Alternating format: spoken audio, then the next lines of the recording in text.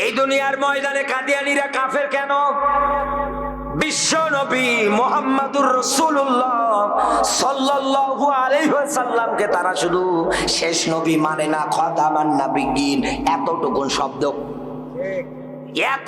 শব্দ না মানার কারণে কাদিয়ানীরা যদি কাফের হয়ে যায়, তামাম দুনিয়ার আলেম ওলামা গুলো যদি এক বাক্যে ফতোয়া দেয় ওরা কাফের। কারণ আমি নিজে ওদের এলাকার ভিতর দিয়ে যখন গাড়ি নিয়ে আসতেছিলাম দেখেছি ওরা কত সুন্দর মার্ক করে তৈরি করেছে।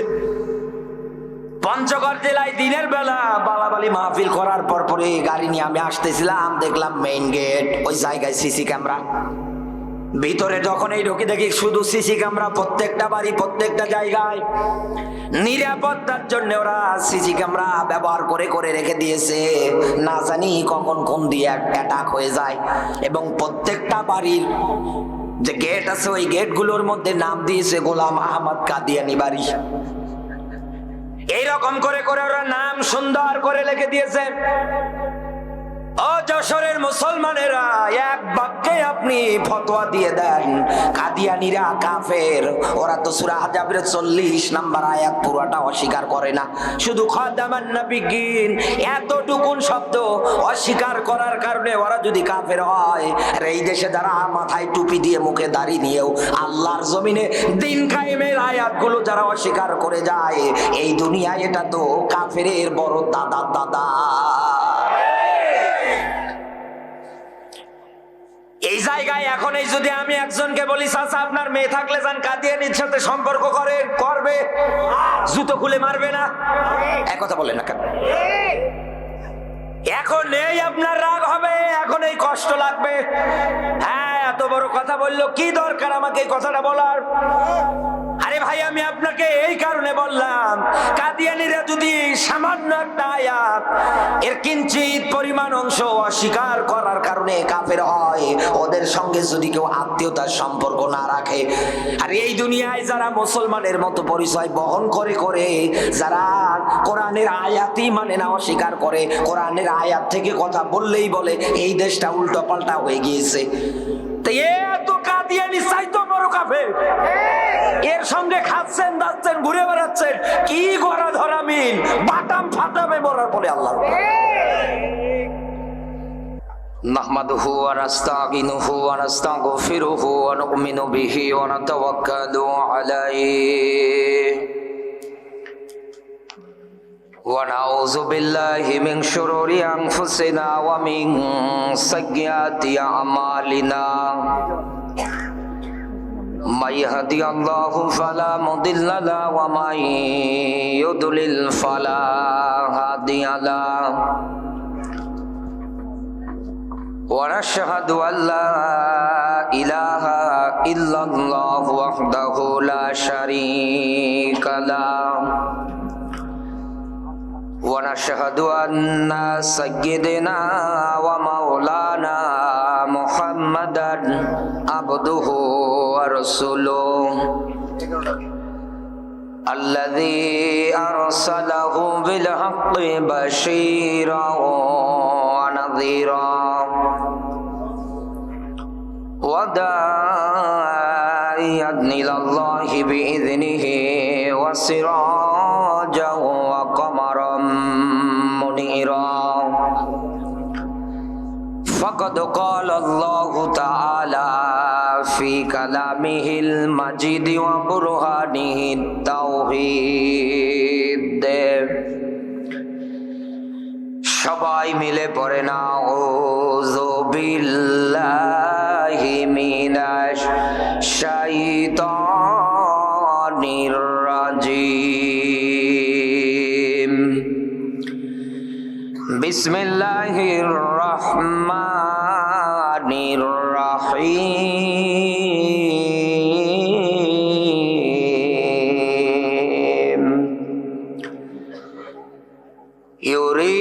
ইউরিদুনা লিয়ুতফিউ নূরাল্লাহি বিআফওয়াহিহিম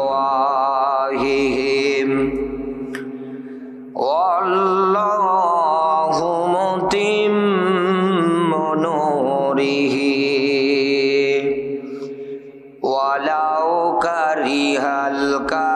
কাফিরুন।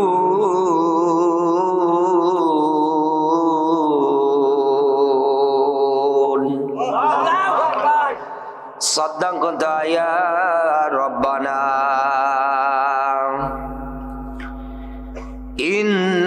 ইন্নাল্লাহা ওয়া মালাইকাতাহু ইউসাল্লুনা আলান নাবী ইয়া আইয়ুহাল্লাযীনা আমানু সাল্লু আলাইহি ওয়া সাল্লিমু তাসলিমা। আল্লাহুম্মা সাউন্ড বাড়ান, সাউন্ড।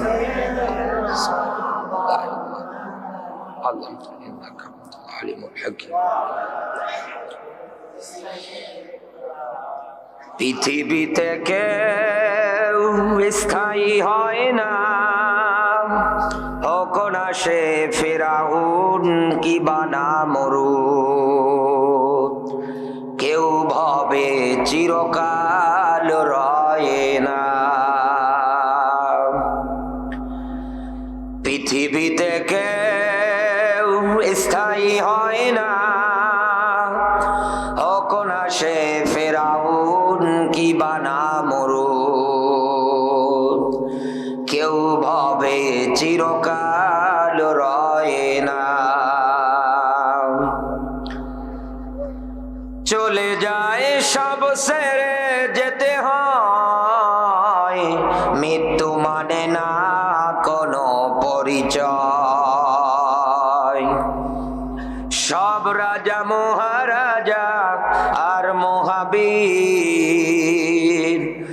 সব রাজা মহারাজা আর মহাবীর, কাউকে সে অবকাশ দেয় না, কেউ ভবে চিরকাল রয়ে না। ফিরাউন শ্রেষ্ঠ ছিল না, মৃত্যু তাকেও ছেড়ে দিল না। থেকে গেছে তার সব স্মৃতিচিহ্ন,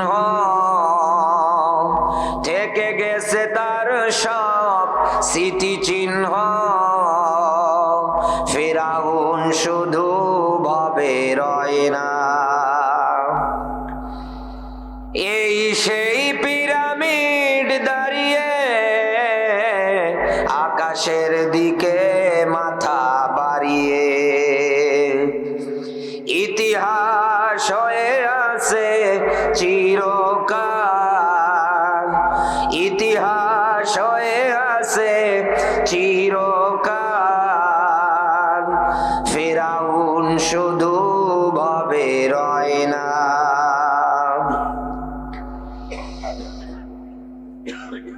নীল নদাজও আছে থাকবে, চিরদিন সত্যকে ডাকবে। ডেকে ডেকে বলে যাবে দিন রাত, ডেকে ডেকে বলে যাবে দিন রাত। কেউ যেন ফেরাউন হয় না। পৃথিবীতে কেউ স্থায়ী হয় না, হোক না সে ফেরাউন কি বানা মরুদ, কেউ ভাবে চিরকাল রয়ে না। আলহামদুলিল্লাহ, বাংলাদেশের ঐতিহ্যবাহী জেলা যশোর সদর থানার অন্তর্গত লাউখালী গ্রামবাসীর উদ্যোগে ষষ্ঠ বার্ষিক ঐতিহাসিক তাফসিরুল কোরআন মাহফিল। আজকের এই তাফসিরুল কোরআন মাহফিলের সভাপতির দায়িত্বে যিনি আছেন, জাতির শ্রেষ্ঠ সন্তান শ্রদ্ধাভাজন ব্যক্তিত্ব হাফেজ মোহাম্মদ শহীদুল ইসলাম। দোয়া করি আল্লাহ পাক তার এই গোলামের সম্মান মর্যাদা যা দিয়েছে আরো কোটি গুণে যেন বাড়িয়ে দেয়, বলেন আমিন। আজকের মাহফিলের প্রধান অতিথি জনাব মোহাম্মদ আবু বকর সিদ্দিক, আমাদের অভিভাবক, মাথার তাজ, চেয়ারম্যান সাহেব, দোয়া করি আল্লাহ পাক তার এই গোলামের উপরে যতগুলো মানুষের দায়িত্ব দিয়েছে এই দায়িত্ব যেন সঠিক আকারে পালন করার তৌফিক দান করে, বলেন আমিন। জিকিরে বয়ান করবেন হাফেজ মাওলানা আব্দুল্লাহ আল মামুন ভাই। এরপরে আলোচনা করেছেন কারি মোহাম্মদ মজমু হোসেন। অনেকক্ষণ যাবৎ ভাইয়ের সঙ্গে আমার বসে গল্প হলো, অত্যন্ত ভালো মানুষ। এবং আমার আগে যিনি কথা বলেছেন সুদাবাদন বড় ভাই শায়েখ সাইফুল্লাহ বিন কোরবান, দোয়া করি আল্লাহ পাক যত আলেম এই জায়গায় কথা বলেছে সব আলেমদের কথাগুলো বাস্তব জীবনে মানবার, আমল করবার যেন তৌফিক দান করে, বলেন আমিন। দল মত নির্বিশেষে প্রাণ প্রিয় যশোরবাসী আল্লাহর দরবারে নত শিরে শুকরিয়া আদায় করছি যে মহান মালিক আপনাকে আমাকে হাজার হাজার মানুষের ভিতর থেকে বাছাই ছাঁটাই করে কোরআনে কারীম বলবার এবং শুনবার জন্য তৌফিক দিয়েছে। খুশি হয়ে বলছি আলহামদুলিল্লাহ।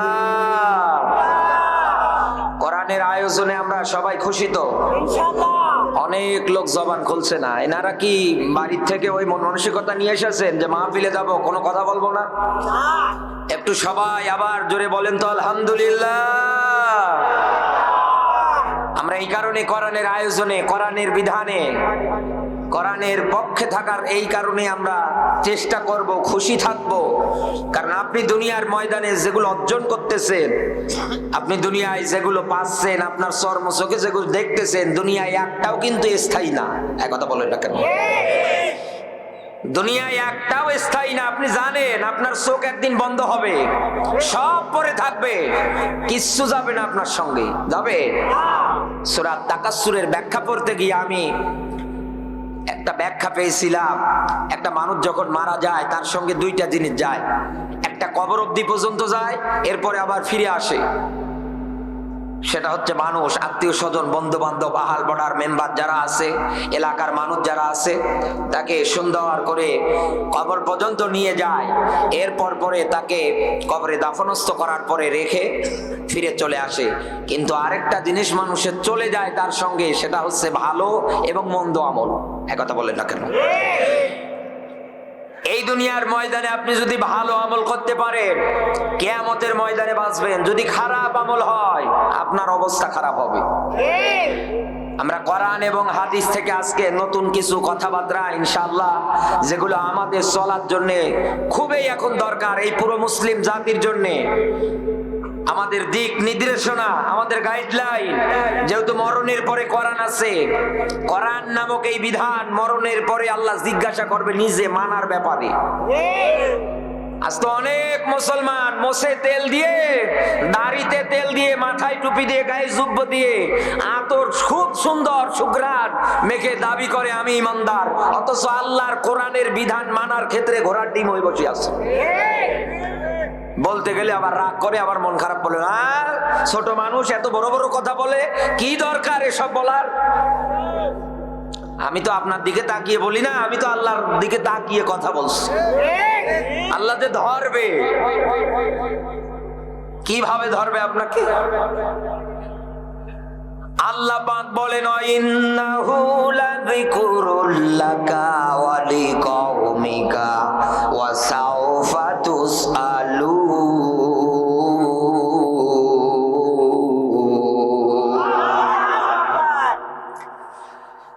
সূরা যুখরুফের 43 নম্বর আয়াত।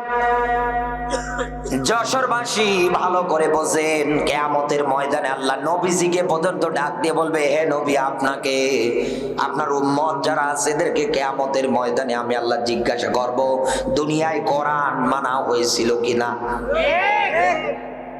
একটাবার আপনি নিজের বিবেক, নিজের ব্রেন বুদ্ধি মস্তিষ্ককে একটা বারের জন্য আপনি জিজ্ঞাসা করেন, কিয়ামতের ময়দানে মালিক যদি জিজ্ঞাসা করে, বান্দা তুই আমার দুনিয়ার ময়দানে কোরআনের বিধান মেনেছিলি কিনা? ওই দিন যদি আপনি বলেন আমি বাংলাদেশের মিনিস্টার ছিলাম, আমি বাংলাদেশের বড় বড় জায়গায় বড় বড় চেয়ারে বসেছিলাম, কোনো লাভ নেই, কোনো কিছু ওই দিন সুপারিশ কোনো কিছুই ওই দিন হবে না। এতটুকুন শুধু ছাড় পাবেন যদি আল্লাহর কোরআন বিধান মানেন। আপনি মানেননি, কিয়ামতে আপনার এসব কথা কিছু চলবে না, চলবে না। যে তার দলিল কোথায় আল্লাহ দিয়েছে? ১৫০০ বছর আগে আমার আল্লাহ পাক কোরআনে কারিমের মধ্যে নিজে ডাক দিয়ে বলতেছেন, আল্লাহ পাক বলেন, ইয়াউমা লা তামলিকু নাফসুল লিনাফসিন শাইআ ওয়াল আমরু ইয়াউমা ইযিল লিল্লাহ। বলেন আল্লাহু আকবার। আমি আপনাকে যে কথাগুলো বলবো আবেগ দিয়ে শুনবেন না, বিবেক দিয়ে শুনেন, বিবেক কাজে লাগান। আল্লাহ তাআলা বলেন, কিয়ামতের ময়দানে কারো কোনো কর্তৃত্ব, কারো কোনো নেতৃত্ব, কারো নেতাগিরি, পাওয়ারগিরি, সামচাগিরি কিছু চলবে না। কিয়ামতের ওই কঠিন ময়দানে আমি আল্লাহ পাক যাদেরকে কথা বলার অনুমতি দেব তারাই শুধু কথা বলতে পারবে, যাদেরকে সুপারিশ করার অনুমতি দেব তারাই শুধু সুপারিশ করতে পারবে। এই বাদ দিয়ে কিয়ামতের ওই ময়দানে আর কারো কোনো কর্তৃত্ব, নেতৃত্ব, পাওয়ারগিরি, নেতাগিরি কিছুই চলবে না। দুনিয়ায় যত বড় দায়িত্ব আপনি পালন করেন না কেন, এই দুনিয়ার ময়দানে আমার আল্লাহ পাক আপনাকে জমিনে পাঠিয়েছিলেন, ইন্নী জাইলুম ফিল আরদি খলিফা।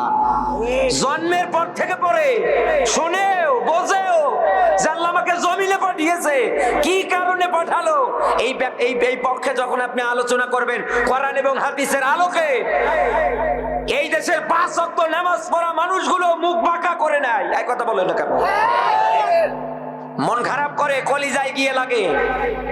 বিশ্বাস করেন, এ দুনিয়ার কোন আলেম, এ দুনিয়ার কোন মাওলানা, দুনিয়ার কোন হাফেজ, টুপিওয়ালা আপনার শত্রু না, সবাই আপনার বন্ধু। তাদের আয়াত জানা আছে, ইয়া আইয়ুহাল্লাযীনা আমানু কু আনফুসাকুম ওয়া আহলিকুম নার। ঈমানদার যারা আছো আল্লাহ ডাকছে তাদেরকে। 66 নম্বর সূরা 28 নম্বর পারা, 1 নম্বর রুকুর 6 নম্বর আয়াত সূরা তাহরিমের আল্লাহ ডাক দিয়ে বলতেছেন, ঈমানদার যারা দাবি করো, বিশ্বাসী যারা দাবি করো, আমি তোমাদেরকে বলছি নিজে জাহান্নাম থেকে বাঁচো, অধীনস্থ যারা আছে এদেরকে বাঁচাও। আপনি তো আমার একজন দিনী ভাই। আমার এই হাতে চিমটি কাটলে আমি যেমন ব্যথা অনুভব করব, আমার একজন মুসলমান ভাইয়ের গায়ে কেউ যদি হাত দেয় ওই রকম অনুভব হওয়ার তো কথা। কিন্তু এদেশে নিয়ম নীতি আলাদা। আমার দিনী মুসলমান ভাই কোরআনের বিধান মানতে গিয়ে, কায়েম করতে গিয়ে মাইর খায়, কারাগারে পড়ে থাকে, আর এদিকে ও আলু পোড়া খেয়ে বেড়াচ্ছে। কি ভাই না জানের দুশ্মন? আরো জোরে বলে। আমার বন্ধুরা, এই দুনিয়ার ময়দানে এই ক্যাটাগরি অন্তঃকরণের মধ্যে যারা লালন পালন করে চলতেছেন, যারা অন্তঃকরণের মধ্যে তৈরি করে ফেলেছেন, আল্লাহর কোরআন বিধান মানার থেকে এই দুনিয়ার ময়দানে আপনি দূরে যদি থাকেন, কিয়ামতের ময়দানে আমার আল্লাহ তো অবশ্যই অবশ্যই আপনাকে জিজ্ঞাসা করবে। আপনি জবাব দেওয়ার মতো কোনো কায়দা, কোনো কৌশল কোনোভাবেই আপনি পারবেন না। কারণ দুনিয়ায় তো আপনি কোরআনের বিধান কেমন করে বন্ধ করে দেওয়া যায়, তুলে দেওয়া যায়, ওই চেষ্টা করেছিলেন। না পারাতে কিয়ামতের ময়দানে আপনার অবস্থাটা হয়ে যাবে এইরকম। কারণ আমরা সবাই জানি এই বাংলাদেশ 56,000 বর্গ মাইলের এই দেশ। এই বাংলাদেশের মধ্যে আমি আলমগীর হোসেন বিপ্লবীও যদি কোনো রাষ্ট্রীয় ভাবে কোনো কিছু অমান্য করে ফেলি, কালকেই দেখবেন আমার নামে থানার মধ্যে ওয়ারেন্ট জারি হয়ে যাবে, মামলা হয়ে যাবে। কোথায় আছে এই ছেলে, জলদি করে রে খুঁজে বের করো, জলদি করে কারাগারে বরণ করো। এই দুনিয়ার ময়দানে সামান্য একটা আইন অমান্য করার কারণে কারাগার যদি আমার জায়গা হয়ে যায়, আপনি আমি তো আল্লাহর সৃষ্টি। কিয়ামতের ময়দানে আলাইসাল্লাহু বিহাকামিল হাকিমিন হিসাবে চেয়ারে বসে বিচার করার পরে যখনই দেখবে আপনি কোরআনের বিধান মানেনি, আপনি ইসলামের পক্ষে ছিলেন না, ইসলাম মানার পক্ষে পর্যন্ত কোনো পদক্ষেপ, কোনো কাজ, কোনো কর্মসূচি আপনি দুনিয়ায় করতে পারেননি, আমার আল্লাহ পাক তার জবান দিয়ে ফেরেশতাদেরকে ডাক দিয়ে বলবে, ওয়াসিকাল্লাযীনা কাফারু ইলা জাহান্নামা যুমারা। আল্লাহ আল্লাহ ডাক দিয়ে বলবে, ফেরেশতারা এই কাফেরদের আজকে ধর, ধর এদেরকে, মাথার চুল ধরে টেনে নিয়ে যা, পা ধরে টেনে নিয়ে যা, হাঁকিয়ে হাঁকিয়ে টেনে হিসড়ে হিসড়ে জাহান্নামের দিকে ধাবিত করবে। একটা বারের জন্য আপনি চিন্তা ভাবনা করে নেন, সামান্য দুনিয়ার আইন অমান্য করলে যদি কারাগার আমার জায়গা হয়, আপনি তো এই দুনিয়ার ময়দানে মালিকের আইন অমান্য করেন, মালিকের আয়াত অস্বীকার করেন, এই দুনিয়ার ময়দানে মালিক কিছু না বললেও পরকালে ছাড়বে না। এই জন্য আমি আপনাকে এবার একটা পথ নির্দেশনামূলক যেন আপনি বাঁচতে পারেন কিয়ামতের ময়দানে, জাহান্নাম থেকে বেঁচে আপনি যেন জান্নাতি একজন মানুষ হতে পারেন, এই দুনিয়ার ময়দান থেকেই যেন হয়। এইরকম একটা আয়াত আমি আপনার জীবনে উঠিয়ে দিয়ে যাওয়ার জন্য এই চেয়ারের মধ্যে বসেছি। একটু আমার দিকে তাকিয়ে ভালো করে আমার কথাগুলো খেয়াল করে বুঝবেন। আল্লাহ পাক বলেন, ইন্নাল্লাহা ইউহিব্বুল্লাযীনা ইউকাতিলুনা ফি সাবিলিহি।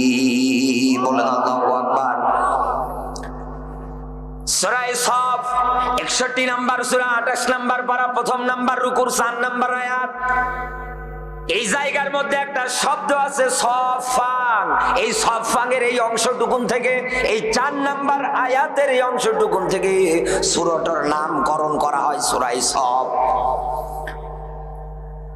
আমার বন্ধুরা, আমার মেসেজ দেওয়ার বিষয় ছিল এইটা। আল্লাহ পাক বলেন, আমি তাদেরকেই তো ভালোবাসি, এই দুনিয়ার ময়দানে আমি ভালোবাসি তাদেরকে, আমার প্রিয় বান্দা তো দুনিয়ায় তারা। এই দুনিয়ার ময়দানে যারা ইউকাতিলুনা ফি সাবিলিহি, আমার রাস্তায় আমার পথে দুনিয়ায় যারা লড়াই করে, সংগ্রাম করে, রাস্তাটা কার? আরো জোরে বলেন। এই দুনিয়ার ময়দানে যারা আল্লাহর পথে জিহাদ করে, সংগ্রাম করে, আল্লাহ পাক বলেন, কান্নাহুম বুনিয়ানুম মারসুস, আমি তাদেরকে ভালোবাসি। এই দুনিয়ার ময়দানে কোন মানুষ যদি লড়াই করতে চায়, সংগ্রাম করতে চায়, একা একা কোনোদিনও হবে না। এই জন্য পুরো মুসলিম বিশ্ব, পুরো মুসলিম জাতি আমরা কিন্তু ভাই ভাই। এই কথা বলে আমাদের পরিচয় একটাই, ওয়াকালা ইন্নানি মিনাল মুসলিমিন। আমরা মানুষদেরকে ভালোর দিকে ডাকবো, সত্যের দিকে ডাকবো। আল্লাহ বলেন, ওই মানুষটার কথার চাইতে আর কার কথা উত্তম হতে পারে? যেই মানুষটা এই দুনিয়ার ময়দানে মানুষদেরকে ভালোর দিকে ডাকে, অসত্যের থেকে দূরে রাখার চেষ্টা করে, জবান দিয়ে বলে, আল্লাহ আমি তো একজন মুসলমান। এই দুনিয়ার ময়দানে মুসলিম শব্দের শাব্দিক অর্থ অনেক মানুষ জানে না। গরুর গোশত খায়, মনে করে গরুর গোশত খেলেই মুসলমান হওয়া যায়, আর ওই ছোটবেলায় আগা কেটেছে এই নিয়ে মুসলমান দাবি করে। হাই রে, মুসলমানের অবস্থা এই দেশে আজ মুসলিম। তো তাদেরকে বলা হয়, আল্লাহর বিধান যখন যেখানে যেভাবে আল্লাহ মানতে বলেছে, যেভাবে করতে বলেছে, আপনাকে সঙ্গে সঙ্গে মালিকের এই কথা, মালিকের এই আয়াতে আত্মসমর্পণ করা লাগবে, সারেন্ডার করা লাগবে। যা শুনলাম মেনে নিলাম, এক কথা বলে না কেন? আর এদেশে আমরা ডিপ জলের মতো ঘাড় বাঁকা করে থাকি। ঘাড় বাঁকা থাকুক, মরার পরে আল্লাহ নিজে সোজা করবে। আর আল্লাহ যাকে ধরবে ওর অবস্থা কিন্তু খারাপ, আমি আগেই বলেছি। আমার বন্ধুরা, এই দুনিয়ার ময়দানে মুসলিম জাতি যারা আছে এরা কিন্তু ভাই ভাই। এই দুনিয়ায় যদি তারা কোরআনের বিধান, আল্লাহর পথে লড়াই আর সংগ্রাম করতে চায়, এই দুনিয়ায় যদি এগুলো প্রতিষ্ঠিত করতে চায়, কোনোদিন একা একা সম্ভব না। এই জন্য আমাদের সবাইকে এক প্ল্যাটফর্মে দলবদ্ধভাবে হিংসা, বিদ্বেষ সবকিছু ভুলে যাওয়া লাগবে। একটা মাত্র আমাদের পরিচয় থাকবে, আমি একজন ভাই, উনি আমার একজন ভাই। এই কথা বলে না। এই দুনিয়ার ময়দানে এই ভাই ভাই পরিচয় বহন করে যখন আপনি আল্লাহর জমিনে আল্লাহর আয়াত, আল্লাহর বিধান প্রতিষ্ঠার জন্য মাঠে নেমে যাবেন, দেখবেন আমার আল্লাহ নিজে বিজয় দিয়ে দেবে। আমার আল্লাহ এই ব্যাখ্যাটাই তো দিয়েছে। হিংসা, বিদ্বেষ সবকিছু ভুলে গিয়ে দুনিয়ার ময়দানে যারা দ্বীনের পথে, ইসলামের পথে সংগ্রাম করে, আল্লাহ পাক বলেন এদেরকেই তো আমি আল্লাহ পাক ভালোবাসি। এখন এই জায়গার মধ্যে আমি একটা আয়াত বললাম, আয়াতের মধ্যে একটা মাঝখানের অংশের মধ্যে আমার আল্লাহ তথ্য দিয়েছে কি ইউকাতিলুনা ফি সাবিলিহি। অনেকে আমরা জানলাম যে আল্লাহর পথে লড়াই হবে, সংগ্রাম হবে। ও যশোরবাসী, এই দুনিয়ার ময়দানে কাদের বিরুদ্ধে লড়াই হবে, কাদের বিরুদ্ধে সংগ্রাম হবে জানার দরকার নেই। মাইক একদম বাজে না, আছে সাউন্ড না, আছে ইকো। এমনি আমি অসুস্থ মানুষ, অ্যান্টিবায়োটিক খেয়ে মেয়ে আমার শরীর চলছে না, মাইক নিয়ে এসেছি।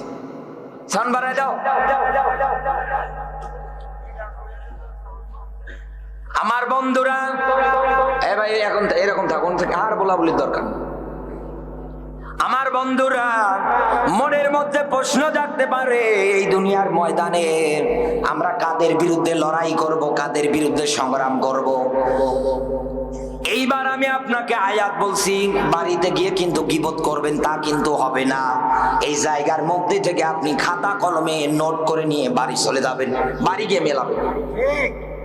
ইউকাতিলুনা ফি সাবিলিল্লাহ, ইউকাতিলুনা ফি সাবিলি হবে কাদের বিরুদ্ধে?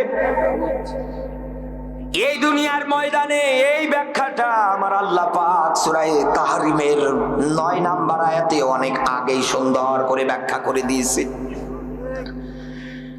আমার আল্লাহ ডাক দিচ্ছেন ইয়া আইয়ুহান নাবিয়্যু, বলেন আল্লাহু আকবার।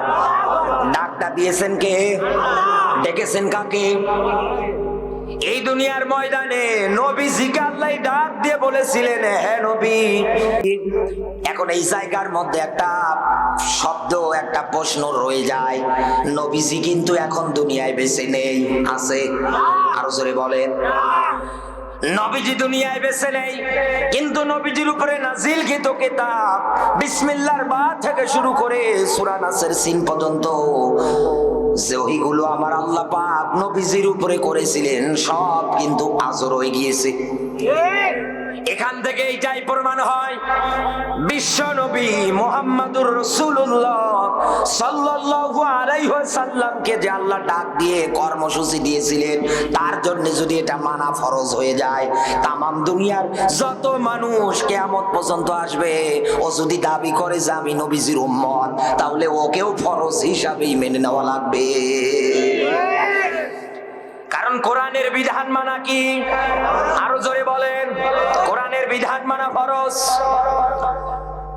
যশোরবাসী, নবীজিকে আল্লাহ ডাক দিয়ে বলতেছেন হে নবী, এক নম্বরে এই দুনিয়ার ময়দানে লড়াই হবে, সংগ্রাম হবে।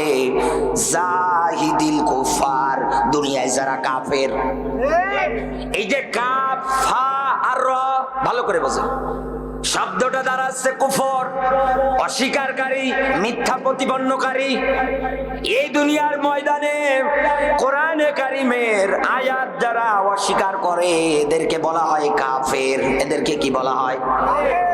ওয়াল্লাযীনা কাফারু ওয়া কাযযাবু বিআয়াতিনা, ওয়াল্লাযী, অতঃপর যারা কাযযাবু অস্বীকার করে বিআয়াতিনা, এখানে আয়াত মানে চিহ্ন, নিদর্শন। এই দুনিয়ার ময়দানে যারা চিহ্ন, নিদর্শন, আয়াত এইগুলো অস্বীকার করে, নবীজিকে আল্লাহ ডাক দিয়ে বলছেন হে নবী, আপনার প্রথম নাম্বার লড়াই হবে তাদের বিরুদ্ধে যারা কাফের। এখন আমাদের অনেকের মনে প্রশ্ন, সেই জন্মের পর থেকে আমরা শুনে আসতেছি এই আমাদের এই বাংলাদেশের মধ্যে 96% মুসলমান, কথা বলেন না কেন? হাতে গোনা মাত্র 4% অন্য ধর্মের লোক। এর ভিতরে হিন্দু আছে, এর ভিতরে খ্রিস্টান আছে, এর ভিতরে মারমা আছে, ত্রিপুরা আছে, গারো আছে, সাঁওতাল আছে। পাহাড়ি যে এলাকাগুলো আছে, যান আপনি বিভিন্ন জায়গা ঘুরে ঘুরে দেখেন, ওরা জায়গাগুলোর মধ্যে সুন্দর করে দলবদ্ধভাবে বসবাস করে আছে।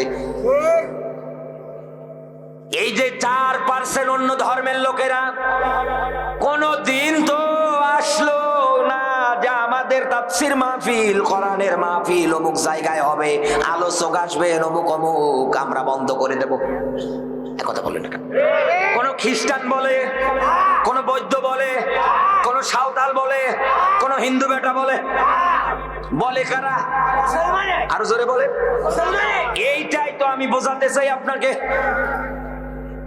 এই দুনিয়ার ময়দানে অনেকে বলে হুজুর আমরা তো মুসলমান, কাদের বিরুদ্ধে লড়াই করব, কাদের বিরুদ্ধে সংগ্রাম করব?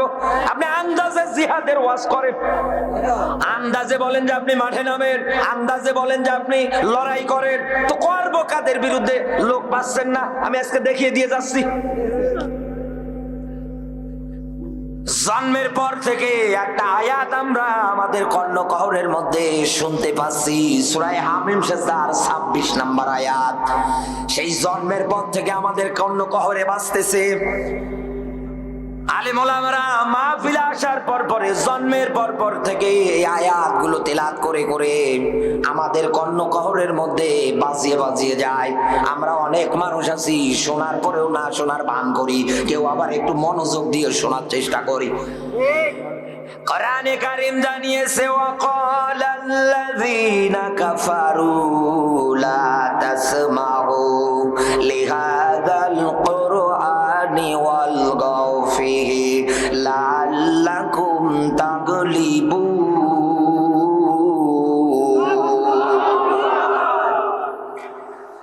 41 নম্বর সূরা, সূরা হামিম সেজদা 24 নম্বর পারা 4 নম্বর পৃষ্ঠা 4 নম্বর রুকুর 26 নম্বর আয়াত।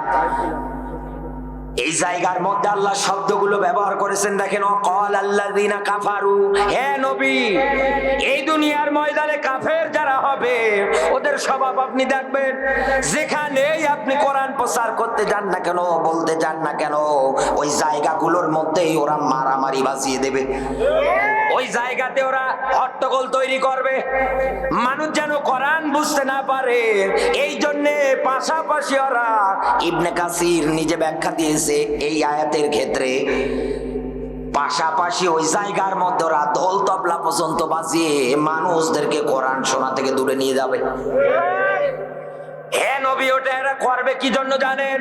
অলগাউ ফীহি লাআল্লাকুম তাগলিবুন, ওদের একটাই চাওয়া, আপনি যা বলেন মিথ্যা না। ওরা ভালো করে বোঝে যে এটা সত্য কিতাব, যা বলা হচ্ছে একটাও মিথ্যা না। আমরা যদি মানতে যাই যে চেয়ারে বসে আছি, কালকেই আমাদের জুতো পিটা করে নামিয়ে ফেলবে। কারণ আমরা মদের আইন তৈরি করেছি, আমরা সুদের আইন তৈরি করেছি, আমরা জিনা ব্যভিচার চালু করে দিয়েছি। মুহাম্মদ যেটা বলতে চাচ্ছে, যেটা প্রচার করতে চাচ্ছে, তার এই নিয়ম নীতি অনুযায়ী কালকে সব এইগুলো বন্ধ করে দেওয়া লাগবে। এই জন্য তোমরা এই জমিনের ময়দানে যদি গালেব হতে চাও, টিকে থাকতে চাও, তাহলে আজকে তোমরা বিরোধিতা করে এবং বন্ধ করে দাও। ওদের মনোভাব, ওদের চিন্তা ভাবনা এইটা। নবীজিকে আল্লাহ কি যেন টার্গেট দিয়েছিলেন, জাহিদিল কুফার, কাফ ফা আর র। এই আয়াতের মধ্যে ওয়াকালাল্লাযীনা কাফারু, কাফ ফা আর র নেই, তবে এই আয়াতটার মধ্যে সবচাইতে যার বেশি ভূমিকা, কোরআন প্রচার করলেই বাধা দেওয়ার ক্ষেত্রে নবীজির সময়ে, তার নাম আবু জাহেল। আল্লাহ আবু জাহেল সহ অনুসারী যারা আছে তাদেরকে আয়াতের মধ্যে ইন্ডিকেট করে বুঝিয়েছে। এখন বলেন তো, আবু জাহেল কি দুনিয়ায় বেঁচে আছে? না, জবাব দিন, বেঁচে আছে? এই দুনিয়ার ময়দানে এখন আবু জাহেল কিন্তু বেঁচে নেই। হাজার হাজার বছর আগে আবু জাহেল দুনিয়ার থেকে বিদায় নিয়ে চলে গিয়েছে। তারপরেও এখন মিলিয়ে দেখেন, কোরআন প্রচার করতে যাবেন, ওই এক প্রকার আবু জাহেলের নাতিপুতি যারা আছে ওরা বলে রাজনীতি কোনো আলোচনা করবেন না। আরে ভাই, আল্লাহর কোরআন বলছে তিবিয়ানাল লিকুল্লি শাই, সব কিছুর সমাধান এই কোরআন দেবে।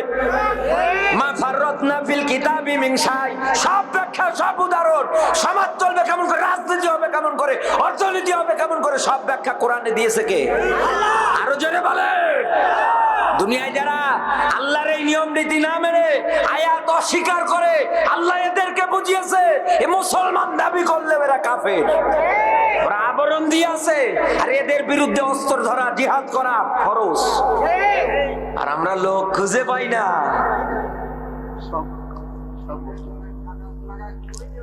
এই দুনিয়ার ময়দানে কোরআনের ব্যাখ্যা করতে গেলে, কোরআন প্রচার করতে গেলে যারা বাধা দেয় এই বাংলাদেশের মধ্যে, তারা সব চাইতে বেশিগুলোই মুসলমান। এদের বিরুদ্ধে তো হবে লড়াই, সংগ্রাম। আয়াত অস্বীকার করতে পারবে? অস্বীকার করতে পারবে? আপনি জমিনের কামলা না? কামলা দেবেন কাকে? কিসের জন্য দেবেন? ইউকাতিলুনা ফি সাবিলিল্লাহর জন্য। জমিনে আইন প্রতিষ্ঠিত হবে, এই জন্য তো দুনিয়ায় এসেছেন আপনি। ইল্লা লিয়াবুদুনি, ইবাদত বলতে নামাজ রোজা যেরকম ফরজ, সম্পত্তি টাকা পয়সা আপনার নিসাব পরিমাণের হয়ে গেলে হজ করা যেরকম আপনার উপরে ফরজ হয়ে যায়, এটা যেমন ফরজ, আল্লাহর জমিনে আল্লাহর দ্বীন কায়েম করা এটাও ফরজ। আর এটা আমরা অনেকে আউট সাবজেক্ট বানিয়ে ফেলেছি। হ্যাঁ, এ করার দরকার নেই, এ করতে গিয়ে কত মাওলানা মূল্য গো, কত লোক এসে ভয় দেখায়। হ্যাঁ, এসব বলে কি করবেন, কি দরকার এসব বলার? এসব বলিয়েন না। আপনি অনেক কেসা কাহিনী আছে, কত সুর দেখেন না, কানে হাত দিয়ে টানছে, ইয়ে বাবা কি টানছে, ওইভাবে ওয়াজ করে। তা না, মাঝে মাঝে দেখি আপনি আমাদের ডাইরেক্ট বলে ফেলেন। না, আমি ডাইরেক্ট কোনো কথা কাউকে বলি না। কোরআন এবং হাদিসের আলোকে আমি আপনাকে বলছি, এই আয়াত আপনি অস্বীকার করতে পারেন না। যদি আপনি মুসলমান হন, আপনাকে মেনে নেওয়া লাগবে এবং তাদের সঙ্গে কোনো আত্মীয়তার সম্পর্ক পর্যন্ত আপনার করা যাবে না। আর আমরা গলা ধরা মিল বানিয়েছি। আমার বন্ধুরা, ইতিহাস ভুলে গেলে কিন্তু চলবে না। আমরা সূরা আহজাবের 40 নম্বর আয়াত পড়ে পড়ে দলিল দেই, মা কানা মুহাম্মাদুন আবা আহাদিম মির রিজালিকুম। এই আয়াত পড়ে পড়ে দলিল দেই কাদের বিরুদ্ধে?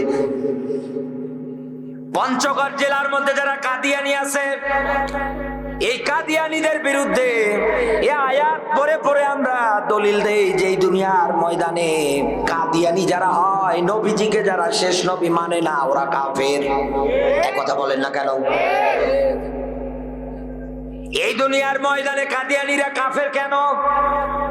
বিশ্ব নবী মুহাম্মাদুর রাসূলুল্লাহ সাল্লাল্লাহু আলাইহি ওয়াসাল্লামকে তারা শুধু শেষ নবী মানে না, খাতামান নাবিয়্যিন। এতটুকুন শব্দ না মানার কারণে কাদিয়ানিরা যদি কাফের হয়ে যায়, তামাম দুনিয়ার আলেম ওলামা গুলো যদি এক বাক্যে ফতোয়া দেয় ওরা কাফের।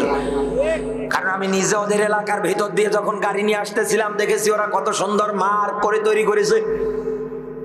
পঞ্চগড় জেলায় দিনের বেলা বালাবালি মাহফিল করার পর পরে গাড়ি নিয়ে আমি আসতেছিলাম, দেখলাম মেইন গেট ওই জায়গায় সিসি ক্যামেরা। ভিতরে যখন এই ঢুকে দেখি শুধু সিসি ক্যামেরা, প্রত্যেকটা বাড়ি প্রত্যেকটা জায়গায় নিরাপত্তার জন্য ওরা সিসি ক্যামেরা ব্যবহার করে করে রেখে দিয়েছে। না জানি কখন কোন দিয়ে অ্যাটাক হয়ে যায়। এবং প্রত্যেকটা বাড়ির যে গেট আছে ওই গেটগুলোর মধ্যে নাম দিয়েছে গোলাম আহমদ কাদিয়ানি বাড়ি। এইরকম করে করে ওরা নাম সুন্দর করে লিখে দিয়েছে। ও যশোরের মুসলমানেরা, এক বাক্যে আপনি ফতোয়া দিয়ে দেন কাদিয়ানিরা কাফের। ওরা তো সূরা আহজাবের 40 নম্বর আয়াত পুরোটা অস্বীকার করে না, শুধু খাতামান নাবিয়্যিন এতটুকুন শব্দ অস্বীকার করার কারণে ওরা যদি কাফের হয়, আর এই দেশে যারা মাথায় টুপি দিয়ে মুখে দাড়ি নিয়েও আল্লাহর জমিনে দ্বীন কায়েমের আয়াতগুলো যারা অস্বীকার করে যায়, এই দুনিয়ায় এটা তো কাফেরের বড় দাদা। এই জায়গায় এখন এই যদি আমি একজনকে বলি, চাচা আপনার মেয়ে থাকলে যান কাদিয়ানির সাথে সম্পর্ক করবে, জুতো খুলে মারবে না? এক কথা বলেন না কেন? এখন এই আপনার রাগ হবে, এখন এই কষ্ট লাগবে। হ্যাঁ, এত বড় কথা বললো, কি দরকার আমাকে এই কথাটা বলার? আরে ভাই, আমি আপনাকে এই কারণে বললাম, কাদিয়ানিরা যদি সামান্য একটা আয়াত এর কিঞ্চিত পরিমাণ অংশ অস্বীকার করার কারণে কাফের হয়, ওদের সঙ্গে যদি কেউ আত্মীয়তার সম্পর্ক না রাখে, আর এই দুনিয়ায় যারা মুসলমানের মতো পরিচয় বহন করে করে যারা কোরআনের আয়াতই মানে না, অস্বীকার করে, কোরআনের আয়াত থেকে কথা বললেই বলে, এই দেশটা উল্টো পাল্টা হয়ে গিয়েছে। এত কাদিয়ানি চাইতো বড় কাফের, এর সঙ্গে খাচ্ছেন দাচ্ছেন ঘুরে বেড়াচ্ছেন, কি গড়া ধরা মিল, বাটাম ফাটাবে বলার পরে আল্লাহ। আমি জানি বাংলাদেশের বিভিন্ন জেলায় আমি কোরআন হাদিসের কথা বলতে গেলে বিভিন্ন জায়গায় একবার যদি যাই আমার আর দ্বিতীয়বার যেতে দেয় না, বলে যে এই আর আসতে দেয়া যাবে না। কেন? বলে না, এ আসলে সমস্যা আছে। নভেম্বর মাসে মাহফিলে গিয়েছিলাম ওই আমাদের ওদিকে লালমনিরহাটের কালীগঞ্জে, চেয়ারম্যান সাহেব বসে আছে পাশে, আলোচনা করেছি করোনা দিছে আলোকে, শেষে বদবাকি 4টা মাহফিল পরবর্তীতে ছিল, একটা তো আর যাইতে দেয়নি আমার, সব বন্ধ করে দিল। আমার বন্ধুরা, জাতির কাছে আমার একটাই মেসেজ, একটাই আবেদন করে যাচ্ছি, দুনিয়ায় যতদিন বাঁচেন মোনাজাত করেন না নামাজ শেষে সূরা বাকারার 201 নম্বর আয়াত দিয়ে, রব্বানা আতিনা ফিদ দুনিয়া হাসানা ওয়া ফিল আখিরাতি হাসানা ওয়া কিনা আযাবান নার।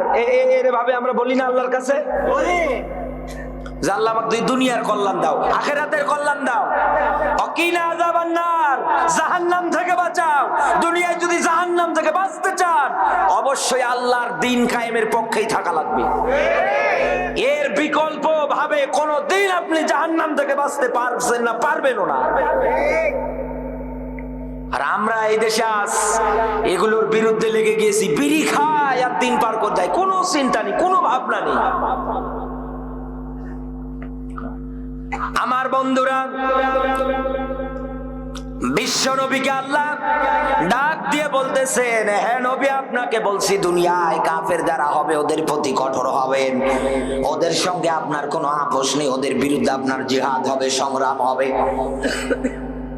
এই দুনিয়ায় আজ যারা মুসলমান পরিচয় দিয়ে কোরআনের আয়াতগুলো একটার পর একটা অস্বীকার করে যায়, কোরআনের আয়াতগুলো যারা বাস্তবায়ন করতে দেয় না, অথচ এরাই দেখবেন টিভির পর্দায় যখন আসে তখন বলে 5 ওয়াক্ত নামাজ পড়ে, মাঝে মাঝে তাহাজ্জুদ পড়ে, দেখেন না মাঝে মাঝে কাবার গিলাফও ধরে গিয়ে কান্না করে, মাঝে মাঝে হজও করে, উমরাও যায়, টকশোতে বসে বসে লাফায়, এরকম হাজারো বক্তব্য একটার পর একটা দিয়ে যায়।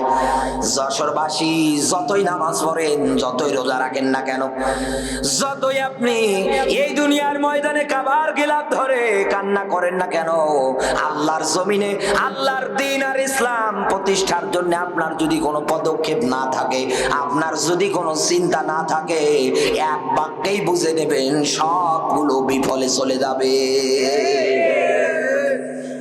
সূরা মুহাম্মদের আয়াতে আল্লাহ নিজে ব্যাখ্যা দিয়েছেন, আদাল্লা আমালুহুম। আল্লাহ পাক বলেন, এই দুনিয়ার ময়দানে যারা আমার রাস্তায় কাজ করতে গিয়ে বাধা দেয়, এই দুনিয়ায় যারা ভালো কাজ করতে গিয়ে বাধা দেয়, দিন প্রতিষ্ঠার জন্য দুনিয়ায় যারা বাধা দেয়, এক কথায় কোরআনের বিধান প্রতিষ্ঠার জন্য যারা বাধা দেয়, এই কোরআনের আয়াত বলতে গিয়ে যারা বাধা দেয়, আল্লাহর পথে চলতে গিয়ে যারা বাধা দেয়, আল্লাহ পাক বলেন সব আমল আমি আল্লাহ নিজে নষ্ট করে দেই। আমার মালিক যদি আপনার জীবনের আমল নষ্ট করে দেয়, কাবার গিলাফ ধরে যতই কান্না করেন, ওখানে মারাও যদি যান তাও তো জান্নাত পাবেন না।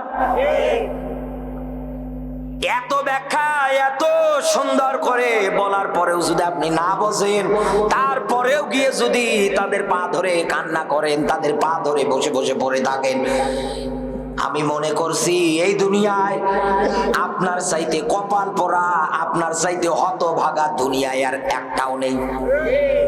আপনার অবস্থা হয়ে গিয়েছে এই যে একটা লোকের মতন, শুক্রবারে মসজিদের মধ্যে খতিব সাহেব চমৎকার সুরে কোরআন এবং হাদিস থেকে আলোচনা করতেছিলেন। আলোচনা করতে করতে মসজিদের বারান্দায় একটা গরু এসে হাজির। মুসল্লি যারা আছে গরু দেখার পর পরে চিন্তা করছে, যদি আমার ঢিস গুতো মতো মেরে দেয়, কোমর মোমর যা আছে সব ভেঙে চুরমার হয়ে যাবে। যে যার যার মতো উঠে দৌড়াচ্ছে। ইমাম সাহেবের নজরে যখন গিয়েছে, সাইডে মাইক্রোফোন ছিল, নেয়ার পরে মাইকে বলছে, এলাকাবাসী এই গরুটা কার জলদি করে এসে নিয়ে যান, যদি লাফালাফি শুরু করে দেয় ব্যাপক ক্ষয়ক্ষতি হওয়ার সম্ভাবনা আছে। একটা লোক দৌড় দিয়ে আসার পরে ডাকতে বলে, ইমাম সাহেব দাঁড়ান, এই সামান্য গরু এসেছে তাই মাইক হাতে নিয়ে পুরো এলাকা জানাচ্ছেন অমুকের গরু। আমি আপনার কাছে প্রশ্ন রাখতে চাই, আপনি তো একজন জ্ঞানী মানুষ। বলে হ্যাঁ, জ্ঞানী জন্যই তো আমি আজকে এই জায়গায় ইমামের আসনে। বলে আমি আপনার কাছে প্রশ্ন রাখতেছি, আমার এই গরুটাকে কি আল্লাহ কোনো জ্ঞান বুদ্ধি বিবেক দিয়েছে? বলে না, গরু ছাগলকে তো আল্লাহ কোনো জ্ঞান বুদ্ধি বিবেক, কোনো ভালো মন্দ কোনোটাই দেয়নি। তাহলে গরুটা এসেছে, আপনি রাখছেন কেন? ইমাম সাহেবকে আবার ডাক দিয়ে বলছে, দেখেন মানুষকে আল্লাহ জ্ঞান বুদ্ধি বিবেক সব কিছু দিয়েছে, তার ভিতরে আমি একজন। 5 বার করে মসজিদের মাইকে আজান হয়, মুয়াজ্জিন আজান দেয়, জোরে জোরে আজান দেয়, আমার কানের মধ্যে আসে। আমি তো আজান শোনার পরেও তো বুঝি যে মসজিদে যাওয়া লাগবে। আমারও কি একদিন দেখেছেন এই মসজিদের কোনো আশেপাশে বারান্দায়? ডাক দিয়ে বলে, গরু বোঝে না তাই এসেছে, আর আমার বিবেক আছে, আমি আসি না। এই দুনিয়ার ময়দানে হাজারো মানুষকে এরকম আপনি আল্লাহর পথে, দ্বীনের পথে, ইসলামের পথে নিয়ম নীতি মেনে চলার ক্ষেত্রে ডাকবেন। ও বন্ধু, দেখবেন ওই লোকটার মতোই ফতোয়া দেবে। তুমি যতই ডাকো, যতই কিছু করো না কেন, আমি তোমার ডাকে সাড়া দেব না, তোমার ডাকে যাব না। আল্লাহ বলে উলাইকা কাল আনআম বাল হুম আদল। এই দুনিয়ার ময়দানে ভালো মন্দের জ্ঞান থাকার পরেও যারা কাজে লাগায় না, আল্লাহ পাক বলেন ও মানুষে না, ওটা সার পাওলা জানোয়ার চাইতে খারাপ। রাস্তা দিয়ে হেঁটে যাচ্ছেন, মনে করেন যে লাউখালির এই বাজার দিয়ে, হঠাৎ একটা কুকুর আসার পরে আপনার গায়ের সঙ্গে জামার সঙ্গে শুধু টাচ লেগেছে। কোন একটা জায়গায় আপনি যাচ্ছিলেন, দৌড় দিয়ে এবার বাড়ি আসবেন যে কুকুর একটা অপবিত্র প্রাণী, কুকুর নাপাক একটা প্রাণী। এক দৌড়ে বাড়ি চলে আসবেন, আসার পরে জামাটা পরিষ্কার করে ফেলবেন, এমনকি নিজেও গোসল করতেও পারেন। নিজে পায় পরিষ্কার হওয়ার পরে আবার বের হয়ে সুন্দর করে চলে যাচ্ছেন। এই দুনিয়ার ময়দানে কুকুরকে এতটা ঘৃণা করেন, কিন্তু আপনি মানুষ, আশরাফুল মাখলুকাত, এই জমিনের ময়দানে ভালো কাজ আপনার কাছে যদি ভালো না লাগে, খারাপ কাজ আপনার কাছে যদি খারাপ না লাগে, চোখ দিয়ে দেখার পরেও যদি আপনি ডিসিশন নিতে না পারেন, কান দিয়ে শোনার পরেও যদি আপনি এই দুনিয়ায় ভালো মন্দ কোনটা গ্রহণ করতে না পারেন, আল্লাহ পাক বলেন ওটা সার পাওয়ালা জানোয়ারের চাইতেও খারাপ। এই দুনিয়ার ময়দানে আজ এইরকম ক্যাটাগরিতে আমরা অনেক মানুষ আছি, সুন্দর করে পড়ে গিয়েছি, একটা বারের জন্যেও চিন্তা করে না আমাকে তো একদিন মরা লাগবে, আমার মালিকের সামনে দাঁড় হওয়া লাগবে। আমি যদি কাফেরের তালিকায় থাকি, আজ হয়তো আমার ক্ষমতা আছে, আজ হয়তো আমার চেয়ার আছে, আজ হয়তো আমার পুলিশ আছে, আজ হয়তো আমার সব জায়গায় গেলে প্রোটেকশন দেওয়ার মতো লোক আছে, কিন্তু এমনও তো দিন আসতে পারে, এমনও তো সময় আসতে পারে সবাই আমাকে একা ফেলে চলে যাবে, আমি তো একা হয়ে যাব, নিঃস্ব হয়ে যাব। ওই দিন আমার কি হবে? এমনকি আমার চোখ পর্যন্ত বন্ধ হয়ে গেলে মালিক যদি আমাকে সামনে দাঁড়িয়ে জিজ্ঞাসা করে, দুনিয়ায় তোকে জীবন দিয়েছিলাম, তুই কেমনে কাটিয়ে আসলি বল, বলার মতো অ্যান্সার দেওয়ার মতো তো কোনো কায়দা নেই।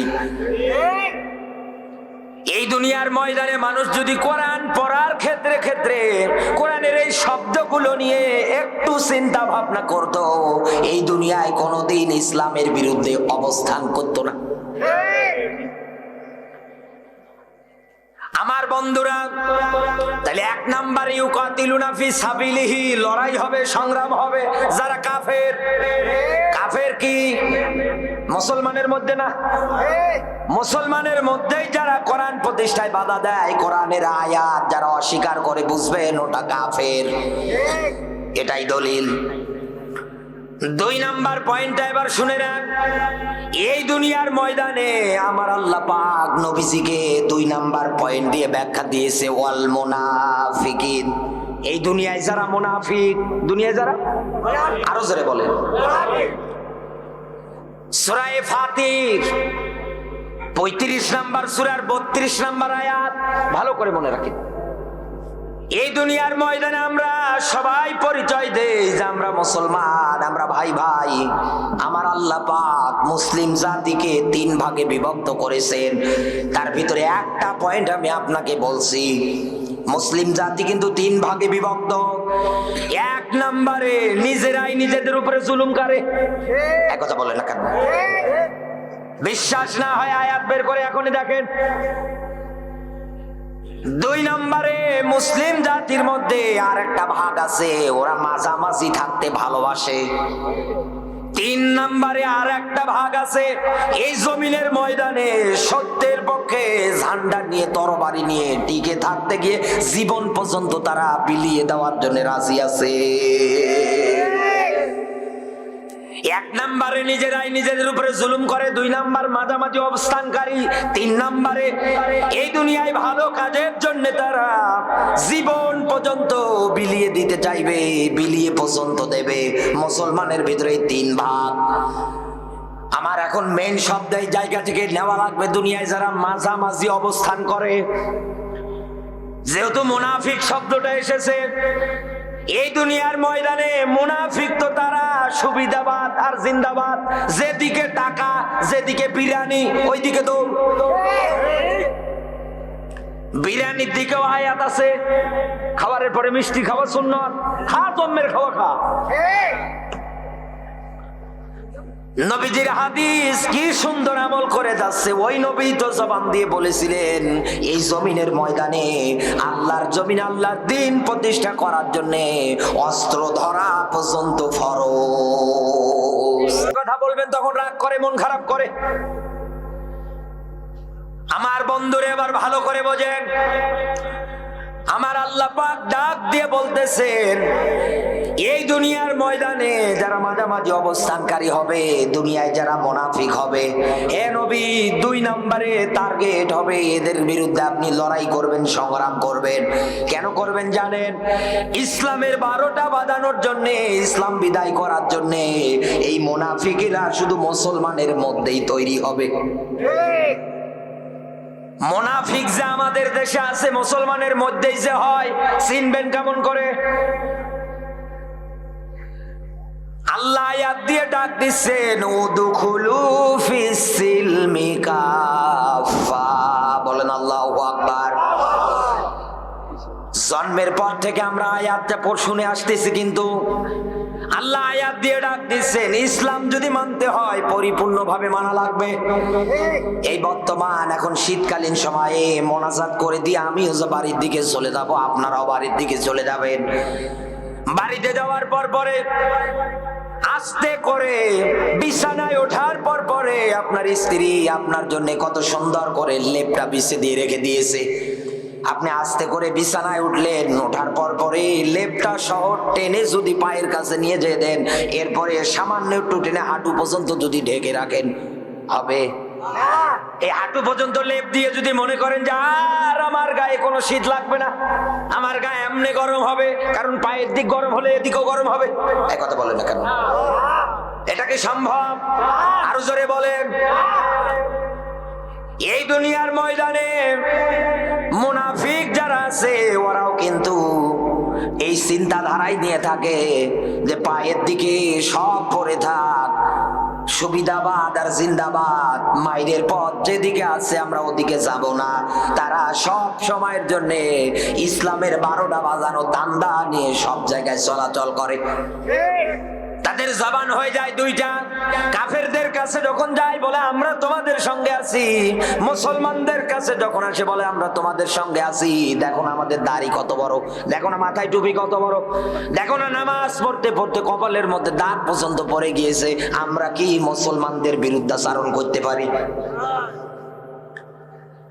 এই দুনিয়ার ময়দানে কোন মানুষ যদি শান্তি পেতে চায়, কোন মানুষ যদি শান্তিতে বসবাস করতে চায়, শান্তিতে থাকতে চায়, ওই যে মানুষটা যেমন হাঁটু পর্যন্ত লেপ টেনে দেওয়ার পরে যেমন মনস্থ করেছিল পুরো শরীরটাতে তার গরম লাগবে, ভালো লাগবে আর শীত লাগবে না, এটা যেমন তার ভুল ধারণা। সে যদি পরিপূর্ণভাবে পুরো শরীরটা ঢেকে নেয় তাহলে না তার শরীরটাতে গরম লাগবে। ইসলাম যদি মানতে চান তামাম দুনিয়ায় আপনাকে মেনে নেওয়া লাগবে পরিপূর্ণ। দেখবেন পুরো পৃথিবীর ময়দানটা মিনিমাম আল্লাহর জান্নাতের বাগান হয়ে যাবে। আমার বন্ধুরা, এই দুনিয়ার ময়দানে এই মুনাফিক যারা আছে, জন্মের পর থেকে আমরা সবাই জানি কি, যখন কথা বলে কথায় কথায় মিথ্যা কথা বলে, ওয়াদা করলে ভঙ্গ করে, আমানতের খেয়ানত করে, এই কথা বলে না কেন? এইরকম হাজার হাজার ব্যাখ্যা বিশ্লেষণ আমরা একাধারে দিয়ে যাই। এই যে আমানতের খেয়ানত, আমানত এটা তারা ধরে রাখতে পারে না। এবার আসেন আমি আপনাকে একটা আমানতের কথা বলি।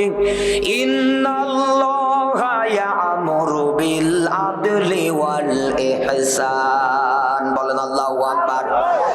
এই যে আইন, দাল, আল্লাহ, আদল, আদল মানে ন্যায় পরায়ণ, আদল মানে সদাচরণ, আদল মানে ভালো ব্যবহার। এই দুনিয়ার ময়দানে কোরআনটা আপনাকে আমাকে মালিক আমানত দিয়েছে, কারণ কোরআন নাজিলের ধারাবাহিকতা অনুযায়ী পাওয়া যায়।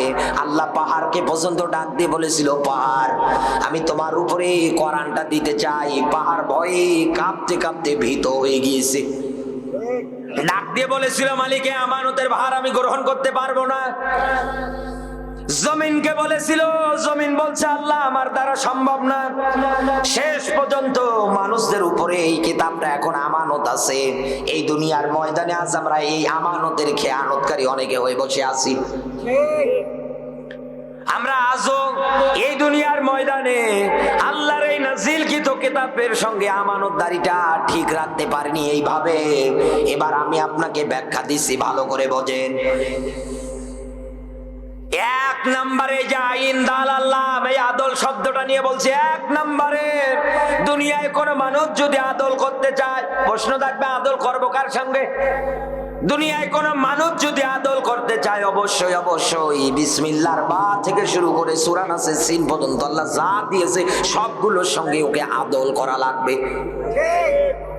কোরআনের আয়াত যখন যেখানে যেভাবে ওইভাবেই মেনে নেওয়া লাগবে। আল্লাহ আদেশ দিয়েছে, ফাকুম বাইনান নাসি বিল হক, সত্য বিচার কর। বিচার করলে, রায় দিলে, আমার এই ফুরকান নামক সংবিধান থেকে রায় দাও, ফয়সালা দিয়ে দাও। আজ আমরা রায় দেওয়ার ক্ষেত্রে নিজের মন গড়া একাধিক হাজারো রায় দিয়ে যায়, যার কারণে এই দেশে আজ হাজারো অবিচার হয়, যার কারণে এই দেশের হাজারো মানুষেরা বিচার পায় না। বিচার হয়ে যায় এরকম। কিছুদিন আগে নেটে দেখেছিলাম, এক ধর্ষণের বিচার করছে এক চেয়ারম্যান সাহেব বসে, পাবনা বেড়ায়। 100 বার কান ধরে উঠবস করিয়েছে, 5টা জুতোর বাড়ি দিয়েছে, আর 1000 টাকা জরিমানা করেছে। এই নাকি ধর্ষণের বিচার। অথচ এই দুনিয়ায় আল্লাহর কোরআনের কিতাবের নিয়ম নীতি যদি প্রতিষ্ঠিত থাকতো, কোরআন জানিয়েছে, ইসলাম জানিয়েছে, ও যদি বিবাহিত অবস্থায় জেনাবা বিচারে লিপ্ত হয়, মাটিতে গর্ত খনন করে ওকে পুঁতে ফেলো, এরপরে পাথর মেরে দুনিয়া থেকে বিদায় করো। অবিবাহিত অবস্থায় কেউ যদি জেনাবা বিচার করে ফেলে, মেয়েটা ডাল দাও, ওরে 100 বেতারাকে হাত মারো, মিডিয়া দিয়ে প্রচার করে সারা বিশ্বকে দেখিয়ে দাও জেনাবা বিচারের বিচার হচ্ছে। এদেশের যুবকরা ধর্ষণের নাম মুখে আনতে বন্ধ হয়ে যাবে। এদেশে এখন সর্বোচ্চ বিচার যেটা মৃত্যুদণ্ড, তারপরেও তো এই দেশে ধর্ষণ কমে না। তারপরেও তো এই দেশের 80 বছরের বুড়ি মহিলা পর্যন্ত রক্ষা পায় না, পাবে না। আপনি যতদিন না কোরআনের বিধান, কোরআনের নিয়ম নীতি, ইসলামী নিয়ম কানুন প্রতিষ্ঠিত না করবে, ততদিন এই দুনিয়ার ময়দানে শান্তি তো দূরে থাক, তামাম দুনিয়ায় দাউ দাউ করে এরকম হাজারো অশান্তি দেখতে পারবেন। আপনাকে এই দুনিয়ায় আল্লাহর কিতাব মেনে নেওয়া লাগবে, কারণ আল্লাহ পাক বলেন, মাইশাতান দঙ্কা, দুনিয়ায় যারা কোরআন মানবে না তাদের জীবনে আমি আটো সাটো করে দেব, দুনিয়ায় আমি ওর শান্তিতে থাকতে দেব না। আমার বন্ধুরা, 2 নম্বরে এই দুনিয়ার ময়দানে আদল হবে বিশ্ব নবী মুহাম্মদুর রাসূলুল্লাহর সঙ্গে। আল্লাহর নবীর 40 থেকে 63 এই 23 বছর যদি আপনি নবীজিকে রাসূলুল্লাহ মেনে নিতে চান, অবশ্যই অবশ্যই 40 থেকে 63 এই 23 বছর মেনে নেওয়া লাগবে। কারণ এই 23 বছরে তিনি রাসূলুল্লাহ ছিলেন। এই 23 বছর মিলে তার পুরো মিশন ছিল, তার চেষ্টা প্রচেষ্টা একটাই ছিল, আল্লাহর জমিনে আল্লাহর বিধান কেমন করে কায়েম করা যায়। কোরআনে কারীম জানিয়েছে, ওয়ানজির আশিরাতাকাল আকরাবিন।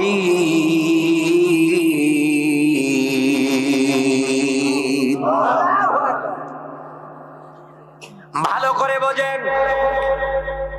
আর রাহিকুল মাকতুমের বর্ণনা, বিশ্ব নবী মুহাম্মদ রাসূলুল্লাহ সাল্লাল্লাহু আলাইহি ওয়াসাল্লামকে আল্লাহ ওহী দিয়ে ডাক দিয়ে বলছেন, হে নবী, আপনার নিকট আত্মীয় যারা আছে তাদেরকে আপনি সতর্ক করেন, জাহান্নামের শাস্তির ব্যাপারে ভয় ভীতি দেখান।